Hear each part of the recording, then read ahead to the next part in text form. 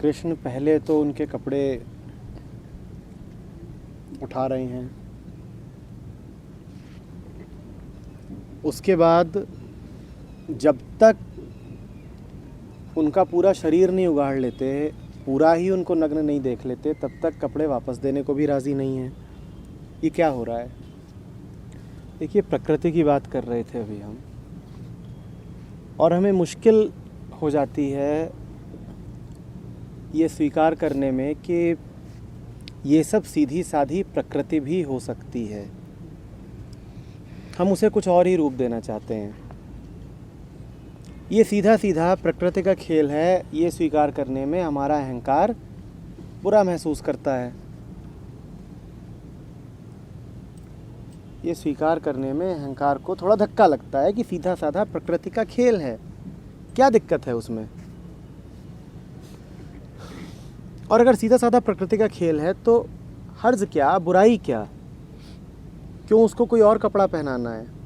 क्यों आप ये नहीं मान सकते कि कृष्ण इस समय 14-15 वर्ष की उम्र के हैं, और जितनी उम्र के वो हैं, अगर गोपियों से उनकी दोस्ती है तो करीब करीब उसी उम्र की वो भी होंगी। गोपियाँ शर्मा रही हैं, इसका मतलब ये है कि जवान हो चुकी हैं। छोटे बच्चे नहीं शर्माते, छोटी बच्चियाँ नहीं शर्माती। ये रूप भी इसको देने की कोशिश की जाती है कई बार कि जब ये घटना घटी तब कृष्ण बहुत ही छोटे थे, तो इसमें कामुकता का कोई प्रश्न नहीं है। पर ऐसी बात नहीं है। कृष्ण अगर बहुत ही छोटे होते तो उनको भी कोई प्रॉब्लम नहीं होती, तो फिर गोपियों को भी कोई समस्या होती नहीं, क्योंकि गोपियाँ भी उतनी ही छोटी होती। गोपियों को समस्या हो रही है, उससे बात स्पष्ट है कि युवा हैं, 14 वर्ष 15 वर्ष की कम से कम उनकी उम्र होगी। समाज ने सिखा दिया है कि कुछ है जो ढकना है और कुछ है जो प्रदर्शित किया जा सकता है। कृष्ण उन्हीं प्रक्रियाओं से गुजर रहे हैं जिनसे प्रकृति में हर जीव, हर पौधा, हर पेड़ गुजरता है, और उसको वैसे ही ले लिया जाए। कृष्ण भ्रष्ट नहीं हुए हैं। हमारे घरों में जो बच्चा बड़ा होता है 14-15 साल का, वो हरकत नहीं करेगा जो कृष्ण ने करी, पर वो हरकत करने के सपने देखेगा। कृष्ण तय करके नहीं गए थे कि गोपियां नहाती हैं इतने बजे तो जाएंगे और कपड़े चुरा के ऐसे बैठ जाएंगे और इस तरह की प्लानिंग करके जा रहे हैं। निकले बगल से, देखा कपड़े हैं, अच्छा नहा रही हैं, चलो अच्छा मौका है, चलते हैं, ठीक। और घटना पूरी हो गई, फिर भूल भी गए होंगे। घटना पूरी हो गई, फिर ये भी भूल गए और लड़कियां भी भूल गई होंगी। हो गया, बात खत्म। और भूल ऐसे नहीं गए होंगे जैसे कोई हादसा भुला दिया जाता है। भूल वैसे गए जैसे कोई पूर्ण घटना भुलाई जाती है कि इसमें अब याद करने लायक बचा क्या? जो था वो पूरा हो गया, अब क्या याद रखना है? अब इसमें क्या याद रखना है? जो था वो पूरा हो गया। ये वो कोई हादसा नहीं भुला रहे हैं।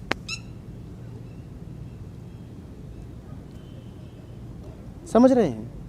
सीधे सीधे वही हो रहा है जो किसी भी जवान होते लड़के के साथ होना चाहिए, और होता ही है। पर हम अभी भी सुन रहे होंगे तो हमें लग रहा होगा कुछ असाधारण नहीं होना चाहिए क्या? कृष्ण तो भगवान टाइप हैं, उनके साथ भी वही हो रहा है। ये सब adolescent attraction, curiosity of the body, तो कृष्ण के साथ कुछ विशेष घटनाएं होनी चाहिए। वो तो ज्ञानी हैं, पुरुष हैं, पूर्ण पुरुष हैं, उनमें काम कैसे सर उठा रहा है? वो पूर्ण इसीलिए हैं क्योंकि उनमें काम भी मौजूद है और कोई रेजिस्टेंस नहीं है, अप्रतिरोध है। अप्रतिरोध जीवन जैसा है उसका समग्र स्वीकार है। हाँ, प्रकृति ने शरीर दिया है, जब शरीर दिया है तो उसमें काम वासना भी है। Any problems? मैं खाना खाता हूँ तुम्हें कोई समस्या नहीं होती, मैं सांस लेता हूँ तुम्हें कोई समस्या नहीं होती, मैं चलता हूँ तुम्हें कोई समस्या नहीं होती, पर मेरी कामुकता से तुम्हें बड़ी समस्या है। बेवकूफ़ कौन है? मैं जिस शरीर से मैं देखता हूं उसी शरीर में काम भी उठता है। तो क्या कृष्ण इसीलिए कृष्ण है। कृष्ण वासना के अधीन नहीं है, वासना से मित्रता है उनकी। उन्हें अपनी वासना से कोई शिकायत ही नहीं है। वासना उठी, अच्छी बात है, उठी।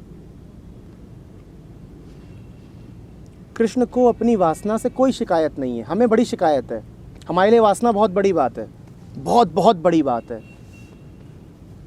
हम किसी को छूने जाएं तो हमें प्लानिंग करनी पड़ती है, और हम बहुत सोचते समझते हैं किसको हम छूने देंगे और किन मौक़ों पर, किन शर्तों पर।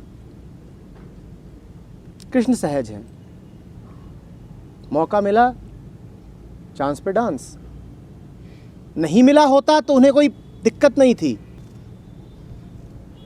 और ना वो दिन बीता होगा तो उन्होंने अपनी डायरी में लिखा होगा कि today was a remarkable day, caught 7 of them.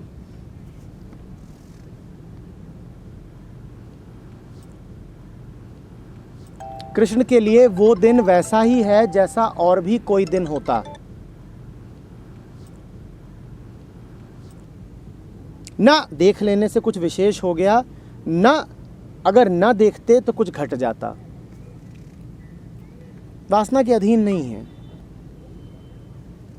Krishna का जो खाका खींच रहा है उसको साफ साफ समझिएगा। कृष्ण पूरी तरह प्रकृतिस्थ हैं। प्रकृति है और उन्हें उससे कोई शिकायत नहीं है। प्रकृति है, उन्हें उससे कोई शिकायत नहीं है, बिल्कुल कोई शिकायत नहीं है। कुछ मामलों में बिल्कुल जानवर जैसे हैं, बिल्कुल बिल्कुल। अंतर बहुत छोटा है, बिल्कुल सूक्ष्म है, बिल्कुल सूक्ष्म है। जानवर प्रकृतिस्थ तो होता है, पर प्रकृति के अलावा कुछ नहीं होता। कृष्ण भी पूरी तरह प्रकृतिस्थ हैं, पर प्रकृति के अलावा भी थोड़े से कुछ और हैं। वही कृष्ण का पौरुष है, वही कृष्ण को जानवर से अलग बनाता है। पर मैं बिल्कुल कह रहा हूं आपसे कि कृष्ण हमारी अपेक्षा जानवर के कहीं ज़्यादा करीब हैं। कृष्ण में बहुत कुछ है जो बिल्कुल जानवरों जैसा है, बिल्कुल जानवरों सी सहजता, जानवरों से सुकुमारता, जानवरों जैसा अछूतापन।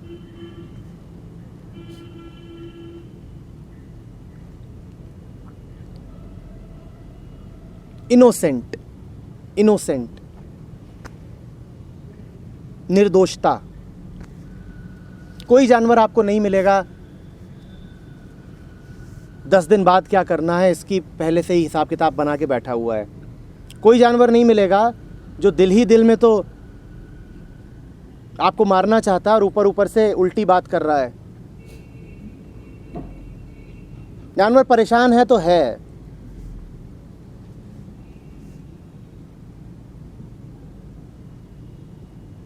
कोई जानवर आपको नहीं मिलेगा जो अभी बैठा हुआ याद करते हुए कि 3 साल पहले ये जो घटना घटी थी उसका बदला कैसे लेना है।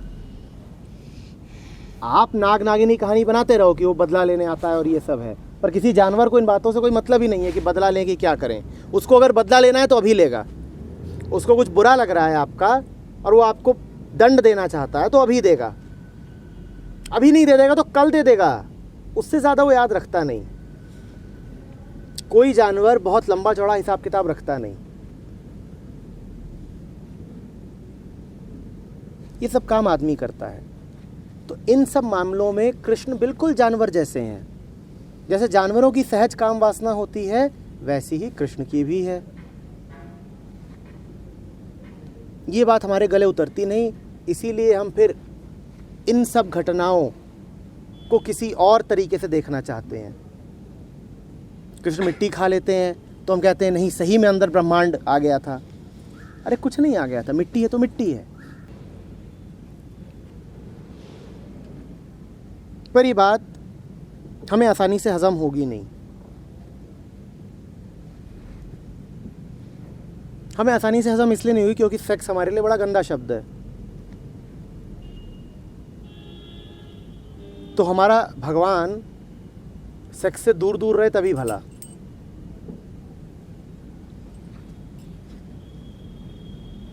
जीसस एक औरत के साथ चलते थे हमेशा, उसका नाम भी मैरी ही था। उसकी कहानी आप बहुत नहीं सुनते होंगे। उनके जो बाकी शिष्य थे 10-11, उनका तो आप खूब सुनते होंगे, पर ये जो लड़की उनके साथ चलती थी उसकी बात बहुत नहीं सुनने में आती। जबकि सच ये है कि जब उनके सारे बाकी शिष्य भाग गए तब भी वो उनके साथ बनी रही। जब रिसरेक्शन हुआ था तो बस उनके साथ 2 मैरी थी, एक कौन, माँ, और दूसरी ये मैरी।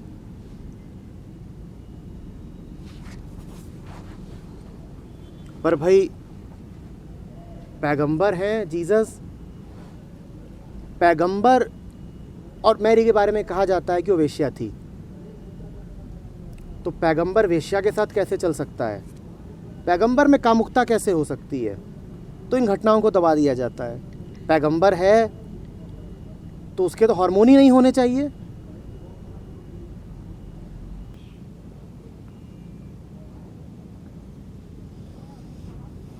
जब हम पहली 2 घटनाओं की बात कर रहे थे कृष्ण के जीवन की, तो हमने कहा था इसमें कृष्ण का कोई योगदान नहीं। ये तो देखिए उनके आसपास लोग ऐसे थे जिन्होंने कृष्ण को भ्रष्ट नहीं होने दिया। जब मैं उस पुराण को आज देख रहा था सुबह, तो भी मुझे लगा कि ये लोग बड़े अद्भुत रहे होंगे जिन्होंने इन घटनाओं को जैसे का तैसा रहने दिया। अगर वो हमारे आपके जैसे लोग होते तो घटनाएं बदल ही देते। कहते यार कृष्ण के बारे में ये सब कैसे लिख सकते हो।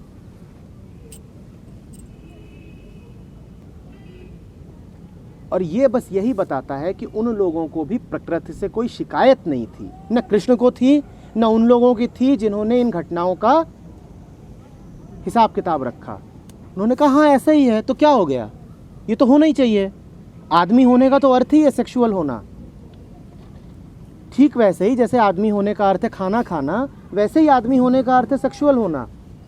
इसमें बुरी बात क्या हो गई? अगर उन्हें बुरी बात लगी होती तो ये घटनाएं पुराणों से डिलीट कर दी गई होती। कब की? किसी ने डिलीट नहीं करी, क्योंकि किसी को इसमें कुछ बुरा लगा ही नहीं। हमें बुरा लगता है और हमारा बस चले तो हम डिलीट भी कर दें। हमारा बस चले तो हम डिलीट भी कर दें। इसी कारण रासलीला जिस रूप में हमें दिखाई जाती है उसमें इतनी बार हमें दिखा दिया जाता है कि कृष्ण और गोपियां नाच रहे हैं। अभी मैं आपसे कहूं असल में जो हो रहा था वो करके दिखाओ, तो आप कहोगे ऐसी की तैसी, बेगैरत समझ रखा है, कैरेक्टरलेस हूं, और तुम वीडियो और बनाओगे अभी उसका। आप रासलीला को सजीव यहां कर ही नहीं पाएंगे, आपकी मोरालिटी खड़ी हो जाएगी बीच में।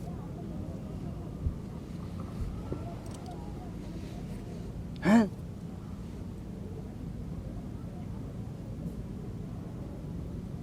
ये कैसी बात?